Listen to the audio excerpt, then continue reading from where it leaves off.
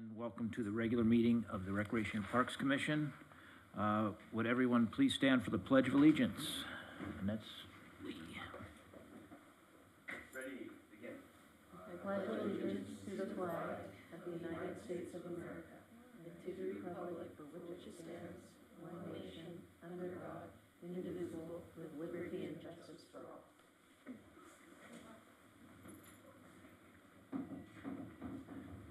Thank you. Brandy, would you do roll call, please? Commissioner Lee Davis, Present. Commissioner Julie Stolnak, Present. Commissioner Dave Loops, Present. Vice Chairperson Kelly Watson, Chairperson Bob Moda. I am here. Thank you. Presentation tonight, Employee Spotlight. Ali Mancini. Yes, Brandy's going to pull up a slide here.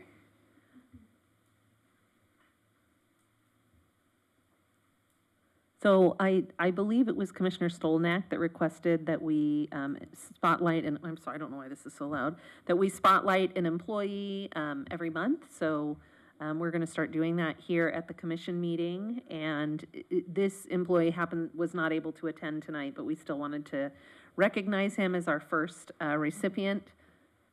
She's working on it.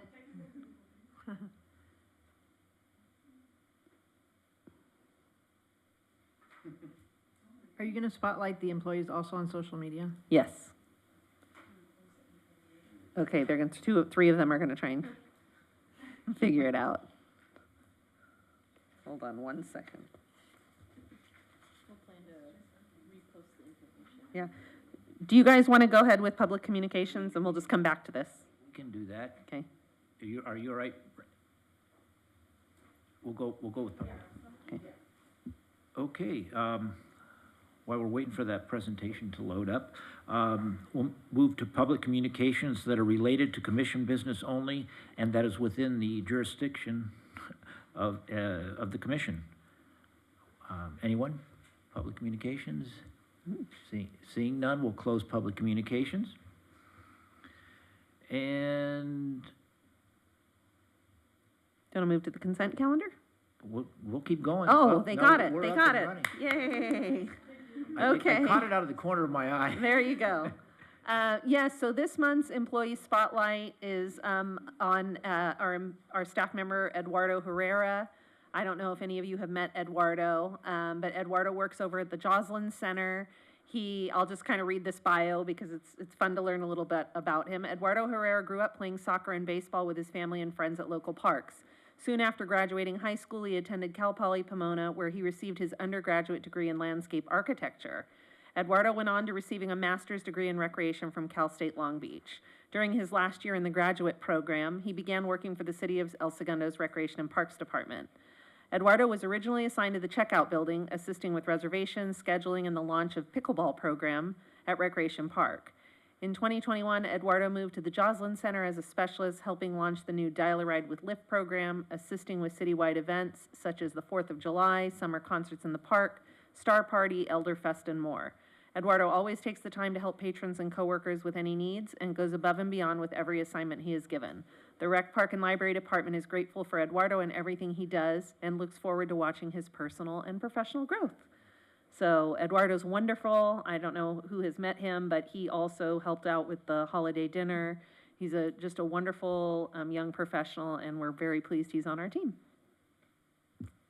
Thank you very much. Yes. Thank Thank you, you. and congratulations for that. All right. Okay. We'll move to the consent calendar. Approval of the minutes of the Recreation and Parks Commission meeting of February 15th, 2023. Anyone? Move approval. I move that we approve them. There was how about a That would be second? a second. Second. There we There go. we go. All in favor? Aye. That's 4-0. Okay. I know that she's stepped out. 4-0. Unfinished business. Recreation ID card renewal program. Rachel Cummings, the acting recreation superintendent, will take that. Yep. And there's two recommendations we're going to review it and alternatively discuss and take other action related to this item. All right. Well, good evening, everybody. In your agenda packets, you have a staff report which addresses the Rec ID card program. Particularly, it was to answer Vice Chair Kelly Watson's question about whether we could offer automatic renewals as part of the Rec ID program. So this, I think the nature of this request was to potentially capture additional revenue as people's memberships end. They're automatically renewed into our system when it comes to at the end. So the report offers some background information on our Rec IDs for context, which includes what it takes to renew an ID and how our calendar year system works. But unfortunately, after corresponding with tech support of Civic Rec, it was concluded that automatic renewals and automatic annual billing is not currently a supported feature with Civic Rec, which is the software we use to manage our recreation memberships, as well as transactions and rosters and registration for all of our rec programs. But I was, in that conversation, able to put in a ticket and request for that feature to be considered as an addition to Civic Rec. So I will keep all the commissioners updated if that is something that becomes available in the future. And in the past, we've seen Civic Rec respond to these requests and actually add these features that they get from their users. So I'm hopeful that potentially this could be something we see and could potentially consider in the future. And then finally, I just will be, we'll be working with staff to bring back some marketing campaigns for the Rec IDs in the nature of, again, capturing revenue for the folks whose Rec ID cards end in December, because they all end in the calendar year. So we can utilize our communications with them to make sure they're renewing their Rec ID cards every year. And that concludes the presentation. I'm happy to answer any questions you guys might have or look into any further direction on that program or auto renewals. Go ahead. Rachel, how much are the rec park IDs? Yes, so for adults, they're $15 for the year. That's a calendar year, so regardless of when you renew your card, it could be July, it could be January, it'll conclude in December. For youth, it is $10, infants $5, and seniors $5. Thank you. Go ahead. With the understanding that we don't have the ability to automatically renew, do they still have to, does an individual still have to go to checkout and prove their residency? Yes, that is our current policy, where they have to come in each year in person and show their residency for the renewal. So if Yeah, and with the marketing campaign that was mentioned, it's probably not going to help to do a direct email for them to actually renew at the beginning of the year, because they would still have to go down. I mean, I'm trying to figure out a way, and, you're talking about not losing revenue. I mean, it comes down to not losing revenue, but it's not gaining it either. We're just trying to maintain the people that have it. Right. And, like for me, it's typically around February or March, I decide to go back to the pool, and I realize I haven't signed up yet, and then it's just a hole. Yeah, there are definitely some people who are annual, January rolls around, they have it, and it's something they do, but definitely I would say a majority of people don't realize they need to renew until they are signing up for a program or run into some sort of roadblock. But I think maybe a direct email or a marketing campaign at the end of the year would help those who don't realize that they need to renew do so in a timely manner, and we could probably see an influx. Yeah, do one, what I would say is December, and then you follow up at the end of the January, Yeah. have you to, if you can correlate who's actually signed up and hasn't, and the people who haven't, hit them again with a second, Yeah, you and I think, Okay, perfect, thank you. Yeah, you're welcome. Go ahead. You have something? Go ahead. Yeah, I appreciate that you put in a ticket with Civic Recs, but if that's the policy, I'm not sure it would even be helpful, because they would still have to come to checkout anyway. That is true. There could be potentially some direction to look into evaluating those policies, potentially to accommodate something like this. But that would just be something we'd have to look into further, how we would actually implement those things. But I think, that conversation could be had. Yeah. I guess we'll wait and see if they Yeah. can even do it, but Yeah. is it I would be concerned about not checking every year, though. I Because people do agree. move out. I think from a staff perspective, Yeah. that's something we would be concerned about. It's easier for us to have control in person, to have staff verifying the residency. There's a lot of people who try to slip in through loopholes, and although it's not perfect, but having an actual person as a barrier it works pretty well, yeah. Also, on that part, having to come down with your proof of residency, are there times like, I can see that people, drive down, they go down to the checkout and there's nobody there. There's Yeah. nobody available to check the residency and I gotta come back again. Yeah. And it's a pain in the neck. So is there a time that, or can they do that at any time? We gotta make it easier. Yeah. So that, people are doing it, because it can become a pain in the neck if you come down and there's nobody there, or the checkout's not open, or that person that needs to check it is not available. So, how do we get around that? And things can't be emailed in Right. correctly? Well, I mean, I don't want to get ahead, but it's something, we potentially could consider. I did research the library card system just for a comparison within the city. They do have an online renewal option, but it does require a staff person to be receiving the forms people are submitting with their proof of residency and monitoring and following up. So it is a significant staff duty.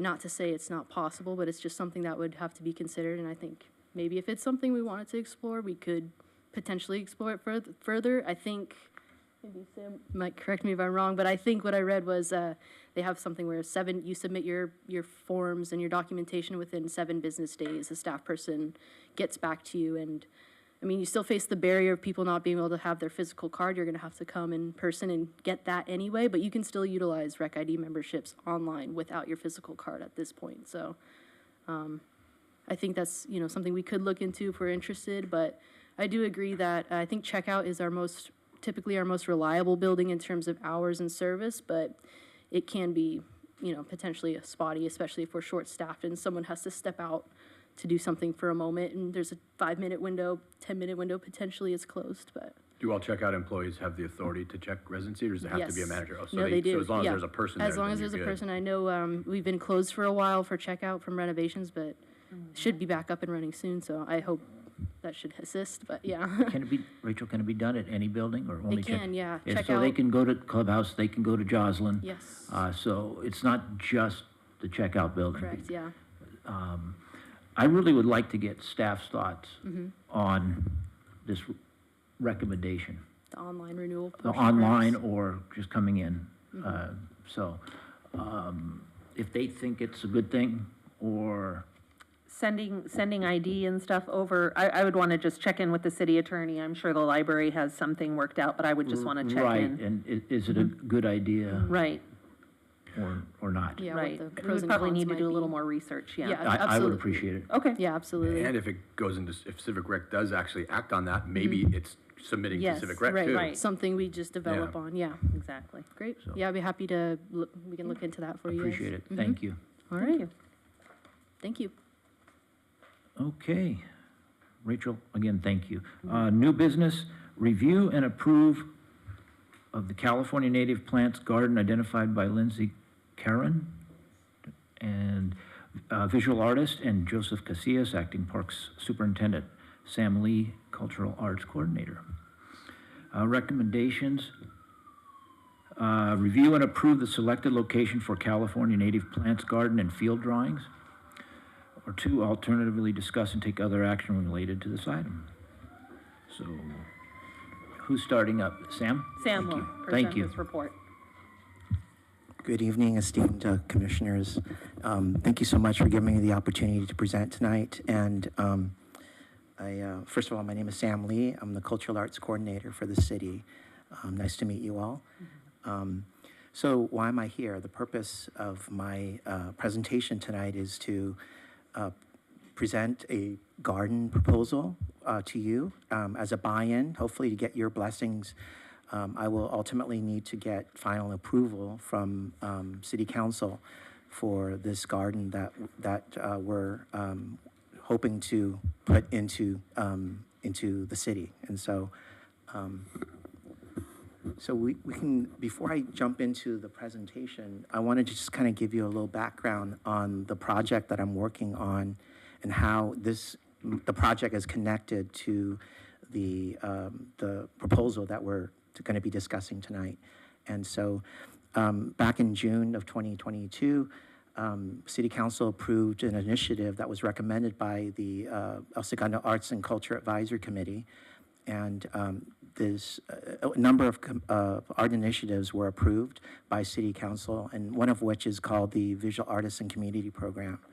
And so this program is essentially an artist in residency where we select 4 artists per year, and each artist works 1 quarter to create either a body of work or a mural for the city, or in this case, a garden and drawings that would accompany the garden.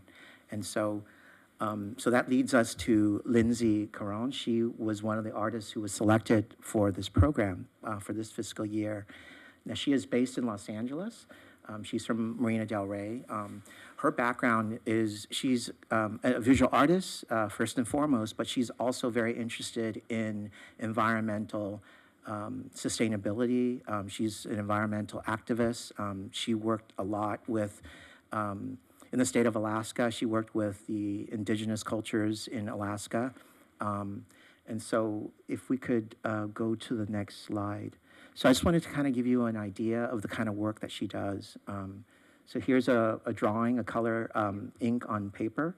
So she would go into Alaska, work with the indigenous cultures there, really get to know the community, and a lot of her work is very community-driven. And so you can see here, you know, she's done this beautiful portrait of the residents in Alaska with the wildlife juxtaposed, you know, in the background. And so, next slide. As I mentioned to further, oh, thank you. Okay. So, do I give this one? Right. This one. Okay, thank you. And so, like I mentioned earlier, her work is very community-driven, and so she actually worked on a poster project with the Los Angeles County, the Metropolitan Authority, Transit Authority, sorry. And so she created this poster, and it was put onto buses, you know, throughout LA County. And so it was to celebrate a community. And so for the poster that she created, this one is for Marina Del Rey, and that was created in 2019. And this poster was actually installed in all LA County-wide buses, and you know, for people to see and to really look at the community in a different way, from a unique perspective, from an artist's perspective. So, and again, these are other drawings that she's created with the wildlife, you know, that's that she observes and also works with. Now, she's also used to creating murals and gardens. So this is an example of her creating a garden and a mural at a private residency in Inglewood. And so you see her, you know, in action, essentially planting, you know, the plants, and then also creating the background, the mural that you see in the background with, you know, the California poppies as a motif.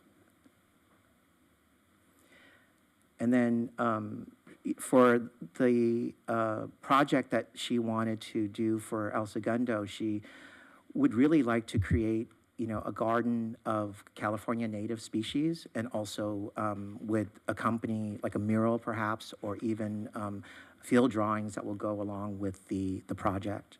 So this is just to give you an idea of the proposal that she submitted to us. And so here you can see a mural with, you know, residents, and also with the native species juxtaposed with them. Other projects that she's done, as I mentioned to you, she works a lot with different cities. This is another project that she created. It's a mural for the Culver City bike path, the Ballona bike path in particular. And so this is the Ballona Creek bike path. So she created this beautiful mural that went in the Public Works Department Environmental Division. And so we're going to jump into the location for the garden. And so Lindsay and I met with Joseph Casillas. We had extensive conversations about a prime location for this garden that she is proposing. And so we identified this location that is off of Pine Avenue, just east of the George E. Gordon Clubhouse.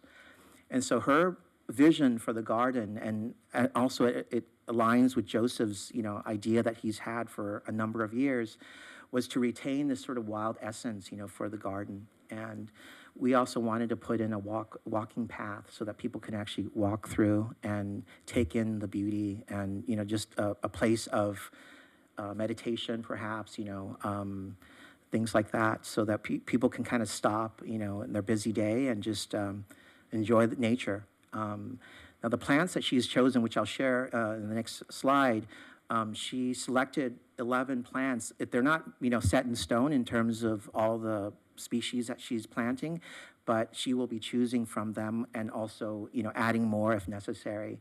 The plants that she's chosen is very low maintenance, it's drought resistant. They're not poisonous, they're not prickly, and so, these are concerns that, we're very mindful of. And so, the purpose really of creating this beautiful garden is to provide, a necessary habitat for birds, insects, animals, in the area. And also like, such as the blue butterfly that is kind of our icon for the city. And also, we're hoping that the garden will inspire connections, for the residents and visitors who visit the garden to, learn more about the native species, but, and also to kind of give them a sense of pride, give them a sense of place where we are. And so it's educational. That's really important for us. We want to educate the public in terms of, issues that are very, quite pressing, in terms of sustainability, environmental issues that we're all very concerned about. And so, and then finally, we want to really beautify the city by having this beautiful garden, for the residents and for everyone to enjoy.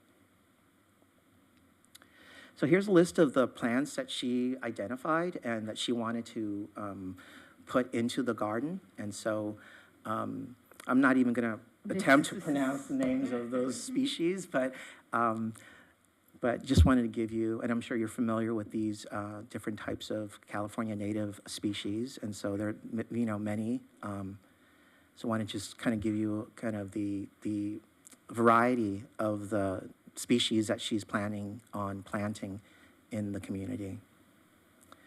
So this is the location, and so Joseph recommended this location to us. It's not on the rec park renovations plan, and so that was one of our concerns. We wanted to make sure that we weren't going to impact the renovations, of the city in terms of rec park.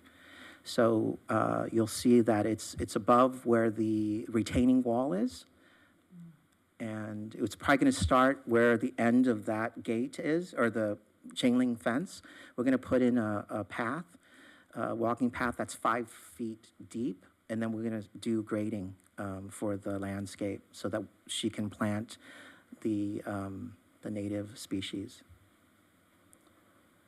Now the budget, the funding is going to come from the El Segundo Cultural Development Program. And so that's where the funding is coming from. We do have a limited budget of $1,000 for her to spend on, the plants. And so we're going to try to maximize that as much as possible. But, I am thinking that this project is more ambitious in scope, in the sense that, this is quite a bit of square footage. And so I think that she will have to create whatever she can with that $1,000. And we're hoping that this project can be handed off to another group because she is, under contract for her residency with the city. So more illustrations, more images of the plot of land that we're going to hopefully transform. Now, in terms of field drawings and signage, we have a couple of ideas, one of which is perhaps, creating some sort of windscreen with art, with, educational information on them, and then we would install them on the fence. And we will have, like on both sides, so that it could be seen from different directions. If you're on the street, Pine Street, you can see the artwork that's on the fence, and then if you're inside the park, you can also see it from that angle. So here are some examples of her field guide sketches that she has created in the past. And so this is fairly recent. This is from 2021 to 22. And so here, gives you kind of a really, beautiful illustration of the type of work that she does.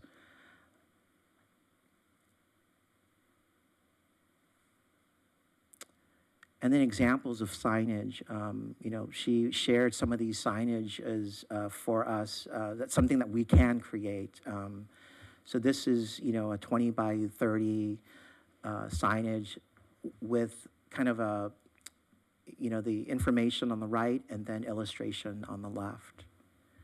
And then for the different plants, the different native species, we would love to have signage like this where there's a QR code for, people to scan, and it's educational.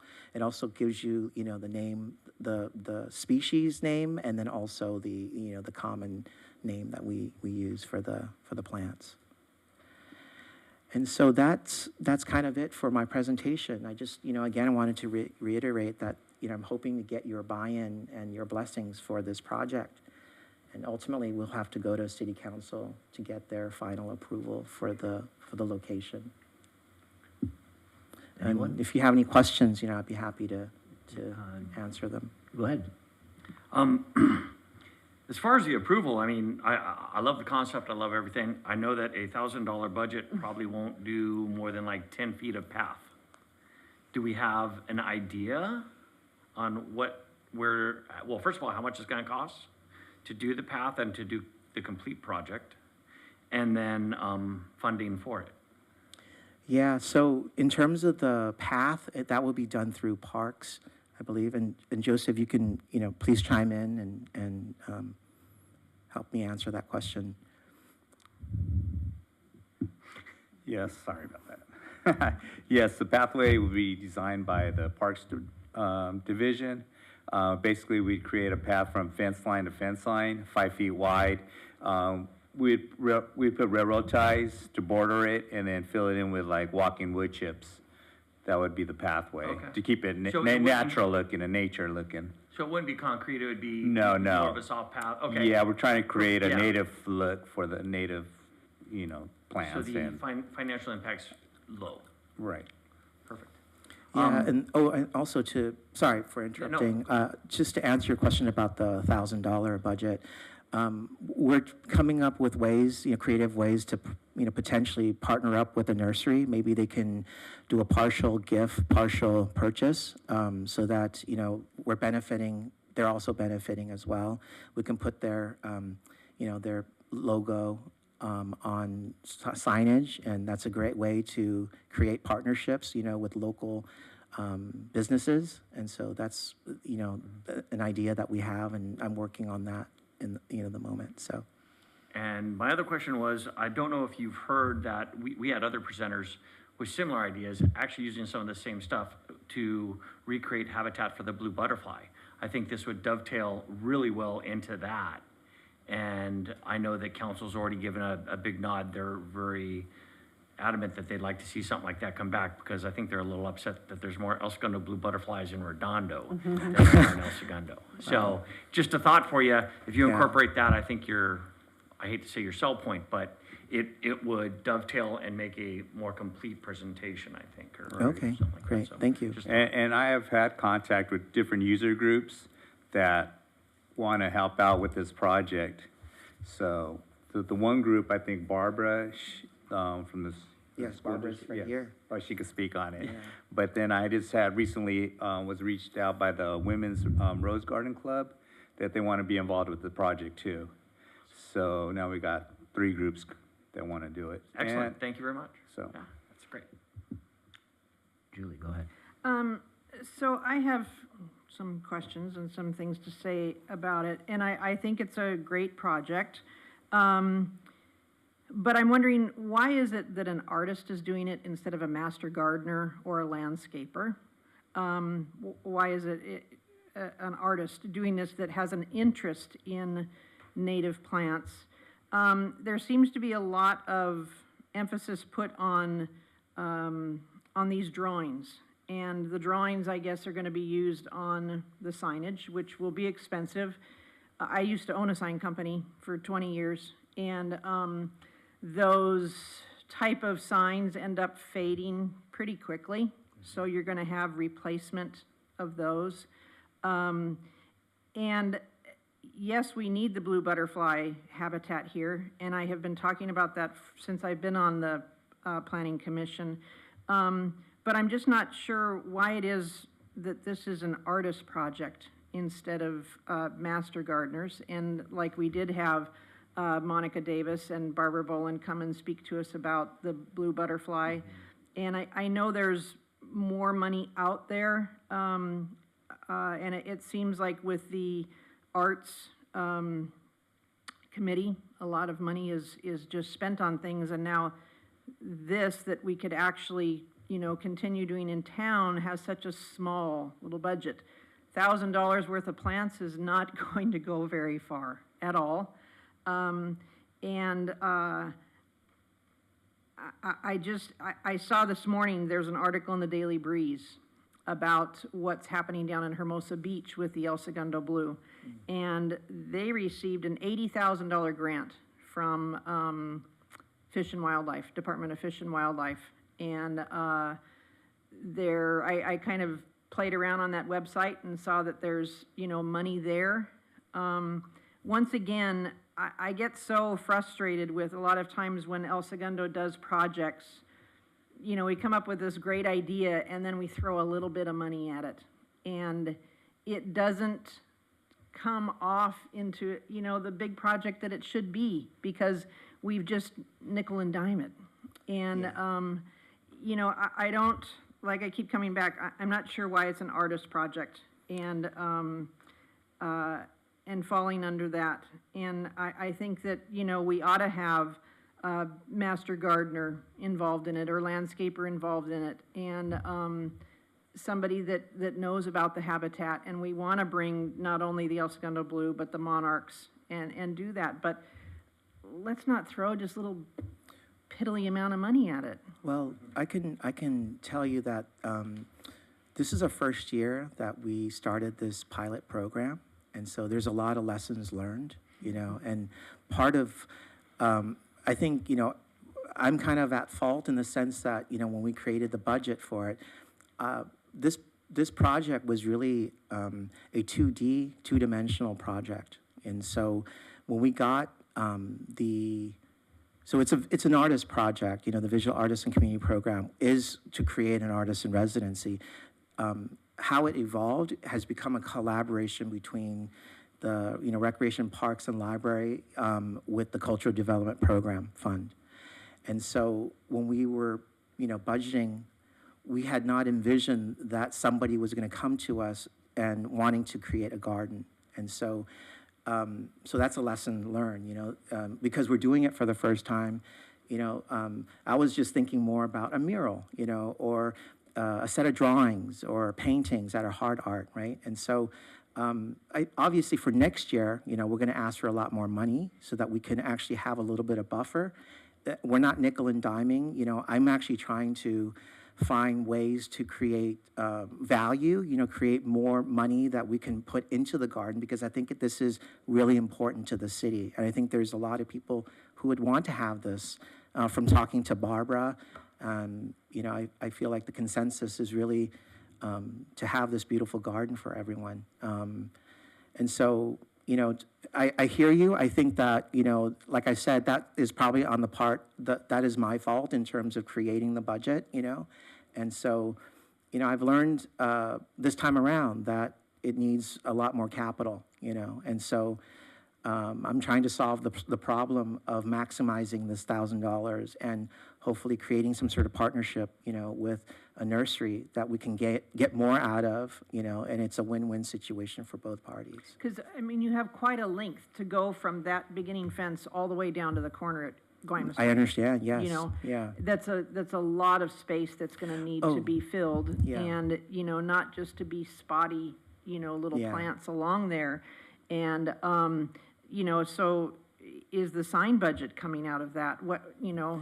We're looking into, we have other budgets that are in place, and so we have to look at, using other budgets to deal with the signage. You know, you raised a point that I didn't mention, which is that originally she had a different location. It was a much smaller footprint. And so I think she was kind of brought into this location based on the vision of what this garden can do for the city. And, you know, through talking to Joseph, you know, he really convinced her to really look at this plot as a really ideal location for this garden. And so, But I think that we need to bring in somebody that's, you know, in the gardening field or in the landscape field. And not just rely on the artist's vision. You know, she does great drawings from what I see there. it's interesting. I mean, her knowledge is extensive, and I'm not, you know, I'm not trying to challenge what you're saying. From speaking with her, she's worked with different communities, and she's familiar with the California native species.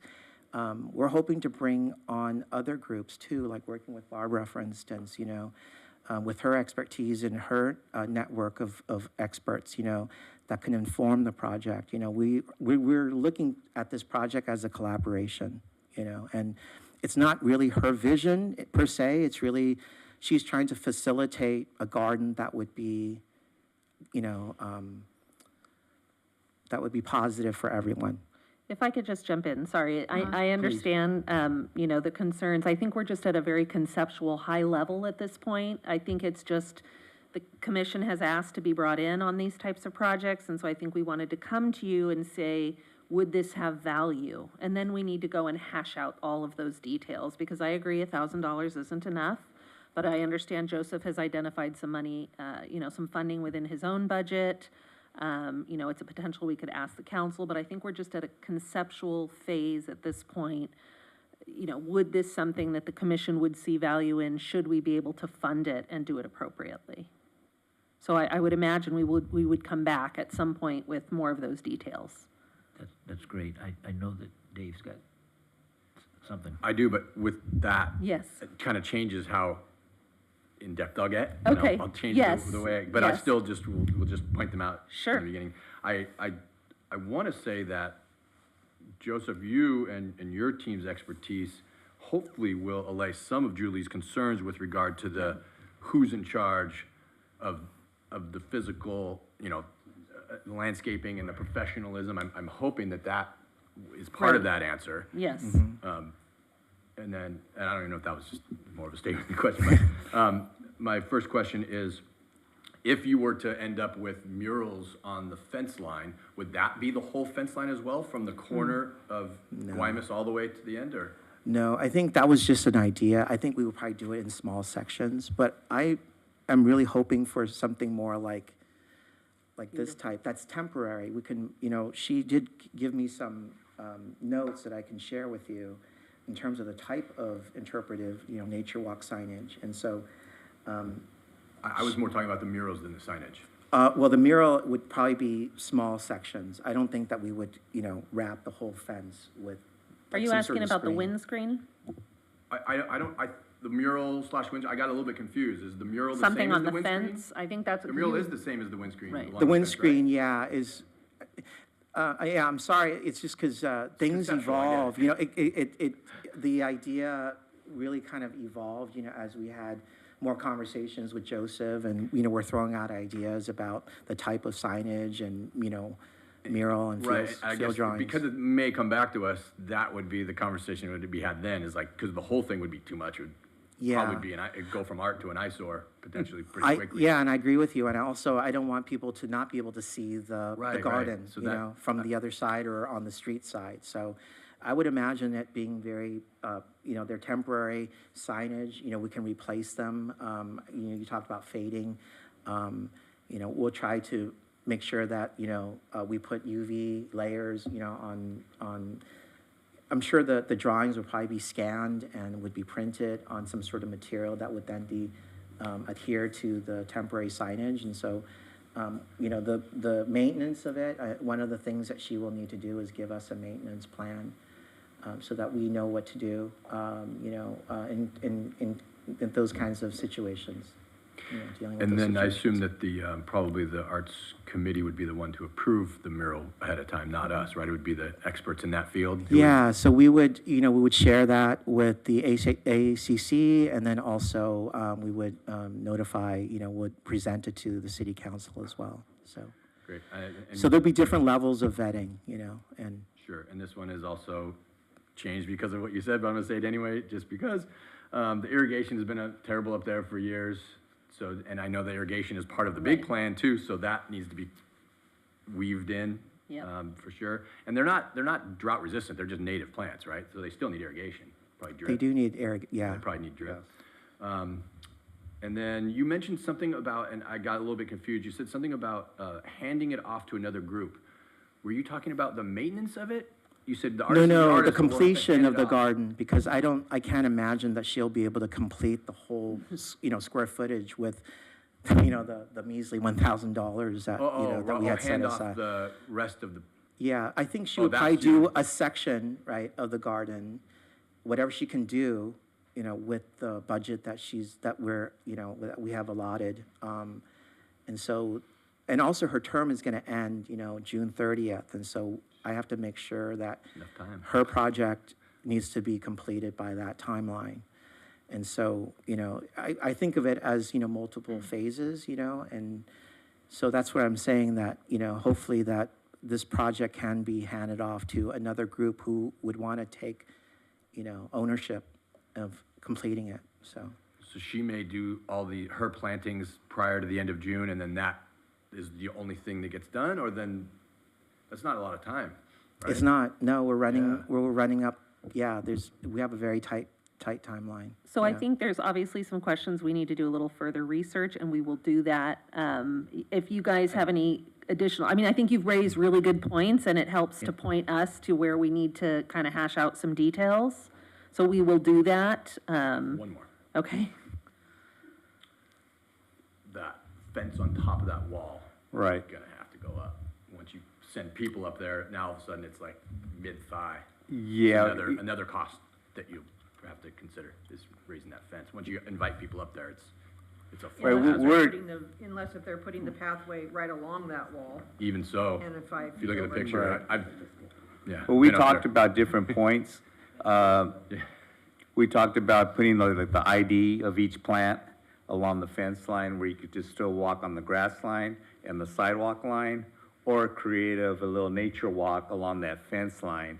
But like you said, we'll have to go down a little bit below the wall to have like a 4-foot high fence line Right. going all the way down. And it maybe that walking path comes out of the project by the time it gets done, but there's also, that's so steep, I would. Yeah, think we you're gonna do- have trouble with, once you cut that Right. path, there's gonna be other issues. So with the elevation of those pathways on both sides, we're gonna do it with railroad ties, like steps, to keep it with that nature type walk way, keep it sort of like a nature type style. I hear you. And then, wood chip it behind the fence line with the pathway, just going all the way across. We chose that area too because, they wanted to do Library Park, and that's more of a formal garden area type place. We want to try to bring back the blue butterfly, what the city's known for. And we want to make a habitat and putting clusters of buckwheat in the park to try to bring it back. So that was just one of the areas, that slope area is really not, it's no man's land right there. No one really goes there. So it would be more of an attraction for the butterfly to come in instead of a bunch of foot traffic. Because if you go by Library Park at 3 o'clock, you'll have 800 kids out there running around like crazy, all in the planters and everything. So we're just trying to say, where could we create a nature walk and more of a native plant area? Either, we had two choices, recreation or I'll appearance. remain Right. optimistic that there's enough space Yeah. that the Right. slope. and- We'll have to determine all of I'll- that. So Thank you for Pete. I can assume that staff's gonna take and address some of our concerns. All of the concerns will be And, addressed. And, everybody's talked, trees are staying where they are. We're not taking, that's a question. Yes, no trees will be removed. The only thing we're gonna do is clean out the old, like the weeding, cultivate the soil. The city park's gonna do the pathway, cultivate the soil, get it ready for planting. And then the user groups would come in and do all the planting, and we would just stand by and observe and sort of space the plants of where they should go. We're trying to do clusters of plants, certain plants in there, and especially with the buckwheat, and try to attract the blue butterfly back. Great.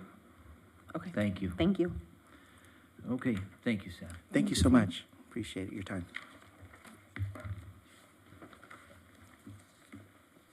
Okay, we're going to go to reports. Reports of subcommittees. Aquatic Subcommittee. I will defer to Ally as, You're going to defer. Okay. Yes, good evening, Honorable Chair and members of the commission. So I did want to update the commission on a council item that was discussed at the last council meeting, brought forward by Councilmember Lance Giroux regarding the Aquatic Subcommittee.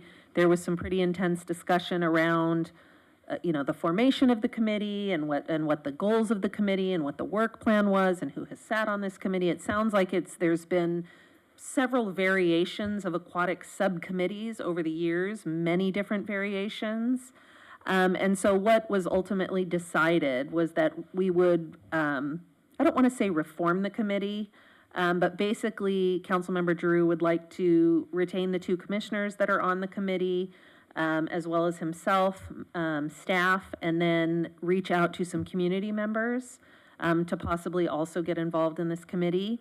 And then that group would then sit down and develop an actual work plan with specific items that the committee would be tasked with doing that would offload some of that responsibility from staff so that it would be an acting committee, a working committee versus just advisory. And so that was his recommendation, and he got support from the other council, and so that is the direction in which we're moving. Of course, Commissioner Watson is out of town, so I'll be having a conversation with her when she returns. Commissioner Davis is already aware of the changes and has spoken with Councilmember Giroux himself. So, that's going to be our focus. Councilmember Giroux would really like us to look at a business plan for the aquatic center once the plunge comes back online, maximizing revenue generation. I don't think anyone thinks we're going to make money there, but potentially get closer to cost recovery. We don't know whether or not that's doable, but that's what this committee, those are the types of things that this committee would be, doing. So that completes my report on the Aquatic Subcommittee, unless Commissioner Davis has anything to add. Okay. Thank you. The Transportation Subcommittee, who's going to do that tonight? Well, I'll go ahead and do it. Please, go ahead. So I'll give it the update that I know. The Transportation Subcommittee has been discussing some of the new projects. We're purchasing an electric shuttle.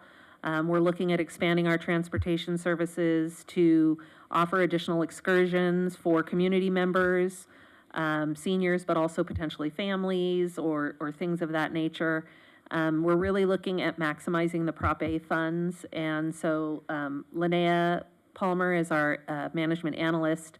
She's working with Prop A, and so we're just looking at utilizing the funds because we haven't done that as well as we should have, and we don't want to see those funds lapse. So we're working to be really creative in how to do that, and one of the biggest items will be bringing on a consultant to do a transportation study throughout the whole community and kind of look at all the different pieces and how they connect and where our gaps are and what's recommended for moving forward.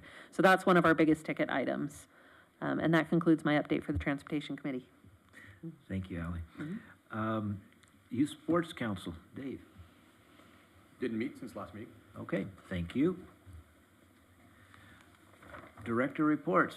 Ally, it's right back to you. Yes, back to me, Honorable Chair and members of the Commission. You have my report in front of you. There was a couple things I wanted to point out. I'm just going to turn back to it here.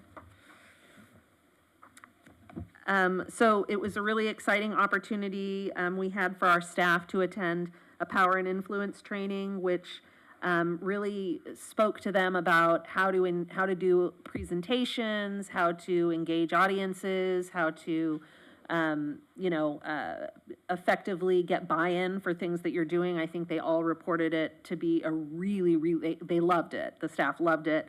And I have to give credit to HR. HR department, specifically our director, Rebecca Reddick, is very big on training, and they've actually been offering a lot of trainings that staff have been participating in. So we're definitely looking forward to that. And then I think Brandy has pulled up the updates on some of the projects we're working on. Hopefully this is in your packet. We don't need to go through everything.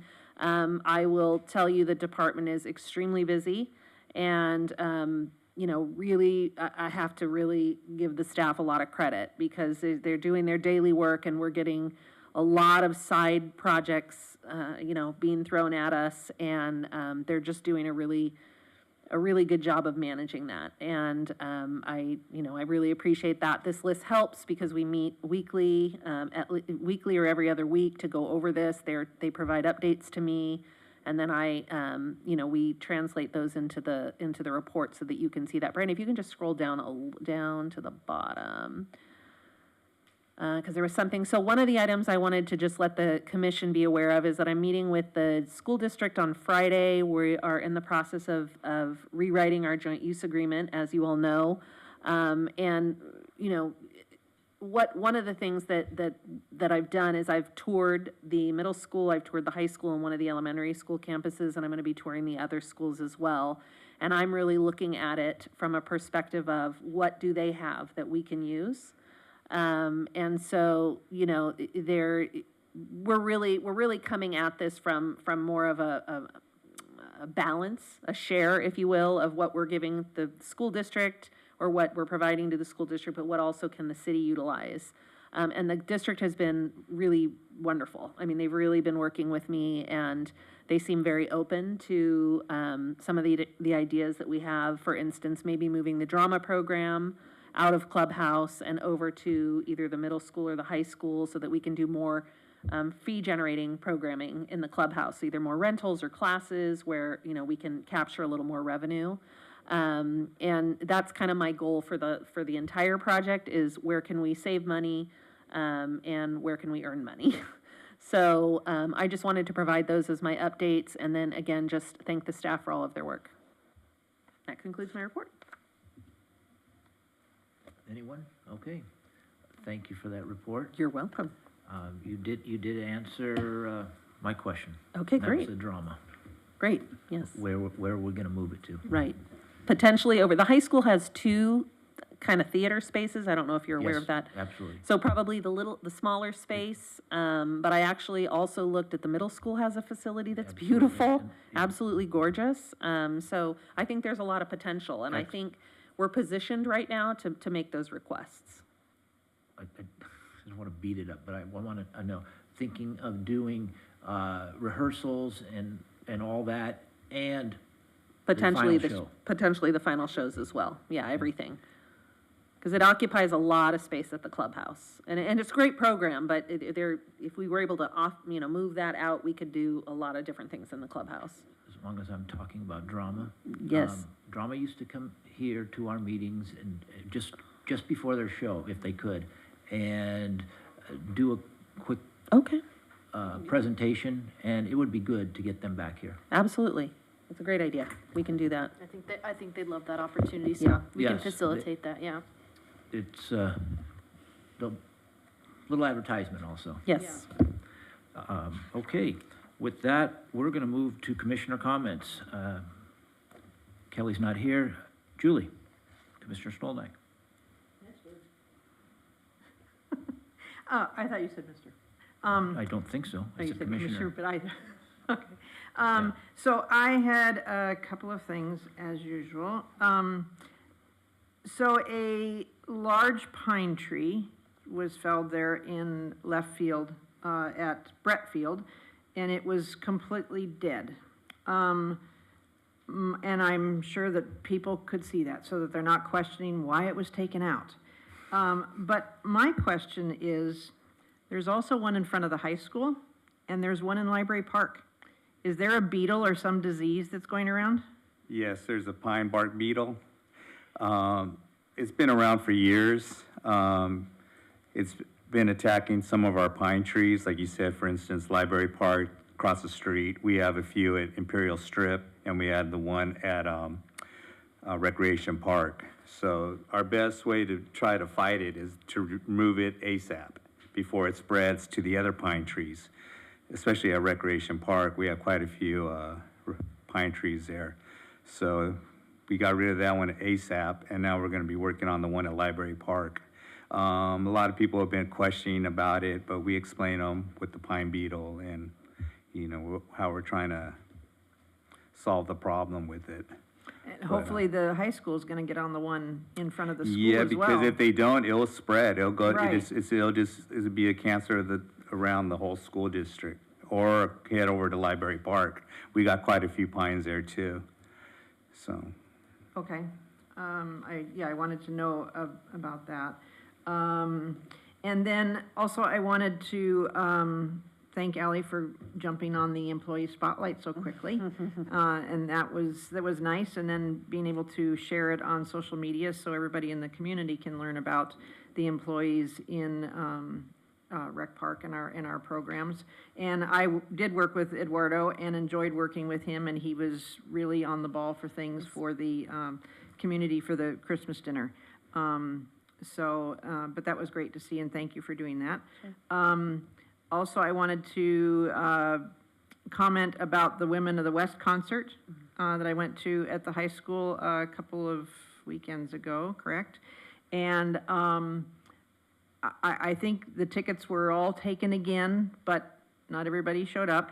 And I don't know how we combat that, because it's free, so people figure I'm gonna get a free ticket, and then if I go, fine, if not, But I think there was a waiting list also for tickets. Was there not?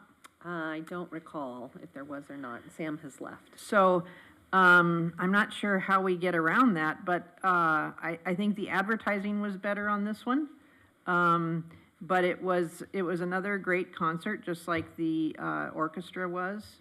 And I hope more and more people in the community come out and, enjoy the time, because I think it is a great thing that the city is offering. And so I look forward to those. And also the other thing that maybe we ought to look into, because I know they do it in Manhattan Beach, and it would maybe just be another thing to offer. Instead of just music or concerts, what about looking into like some of the TED Talks, having interesting speakers, something like that. So they, just to comment on that, they actually do have a TED Talk program planned through the AAC. I think that there were some challenges with getting that going, but I know it's on their project list. Did you have other comments? Okay. No, but I know it's on their it was actually on their project list for this year, and then I think they ran into some issues with, they can't call it TED Talks, it has to be, something else, and so I know, that they've TEDxYZ looked into or it. something. Yeah, so we can report back though and see what the status is, because I actually don't know the most current status on that. But yeah, I think Yeah, mix it's it up a little interesting. bit, music and speakers. Speakers, and different yeah. things. Mhm. Okay, Okay, and that's all I have. Thank you. thank you. Thank you. Commissioner Lubes, Dave. No comment. Thank you. Commissioner Davis, Lee. No comments? And I have no comments tonight, so we are back to director comments. Ally. Okay, well, thank you. I just wanted to update the commission on a couple of things. As you recall, we did put out an RFQ for design services for the Recreation Park renovation project. And we are working out details with a firm currently. So we're working out the scope and negotiating the fee. But once we have that, I will let the commission know. I would anticipate we'll have that probably sometime next week. So I will keep you posted on that. And then as soon as the contract starts, I will let you know what the engagement's going to be with the commission and how we're going to manage that. The other thing that I'm doing this week is interviewing project management firms to help with the plunge and the rec park improvements. So we're going to bring in an outside project manager to sort of provide that additional support to staff. I think Elias and I our plates are extremely full, and we definitely hear the importance of these projects moving forward. And so this has sort of been the way that we've decided we can do that in the most expeditious manner, is to really bring someone in from the outside. So we're interviewing 3 firms. 2 are local, one is not local, but is in town doing work with the school district, so they all seem like wonderful potential partners, and we've had meetings with them, and they're working on proposals at this time, so I would anticipate being able to bring back some information on that. And then the only other update I have is that the city is, we are getting ready to review our strategic plan update. We're getting ready to produce a strategic plan update. And so executives have been working with a consultant, and then we will be the city will be hosting a strategic plan workshop. I think it's in April, at some point, so we'll keep all of you, informed about that. And then, I think those were my 2 big items. Okay. Anything else the commission has any questions on? All right. Okay. Thank you. Very much. Thank you, everyone. And we will adjourn to the April 19th, 2023 meeting.